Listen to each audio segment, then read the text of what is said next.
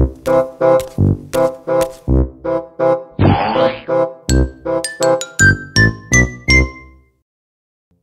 film Indonesia paling hits.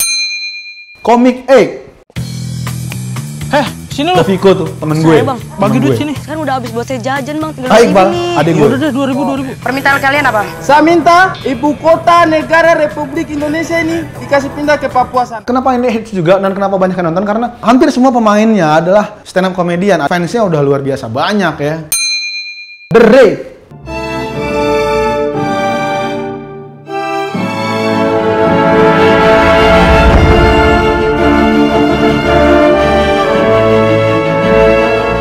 Tapi emang The Raid 2 ini emang sangat lebih hits daripada The Raid yang pertama karena aksinya sekarang emang lebih menarik.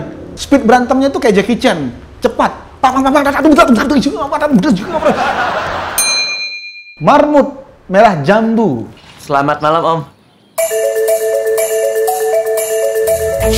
Om, saya bisa jelasin semuanya. Tapi saya butuh waktu lama buat cerita, bisa 3 jam. Belum lagi harus ke WC. Enggak. Lu narkoba ya? Berarti lu pelakunya. Kemasannya menarik, cerita percintaan anak-anak muda, romantis tapi lucu. Ada 99 cahaya di langit Eropa. 99 cahaya di langit Eropa ini salah satu novel terbaik juga ya, diangkat dari novel kan ini kan. Nah ini dia maksud gue nih. Kisah nyata tentang mahasiswa Indonesia yang tinggal di Eropa. Guten Morgen, mein Name ist Elfriede Baumann. Bajai Bajuri.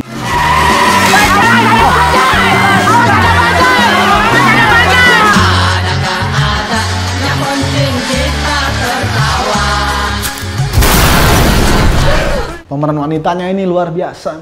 Polos, mukanya itu cantik lah. Ustadz Jeffrey Al-Bukhari, film yang mengisahkan tentang bagaimana perjalanan almarhum, kehidupan almarhum sebelum hijrah menjadi seorang ustadz, menjadi seorang mubaligh. Sebelum saya berada di atas mimbar ini, dulu saya pernah berada di bawah.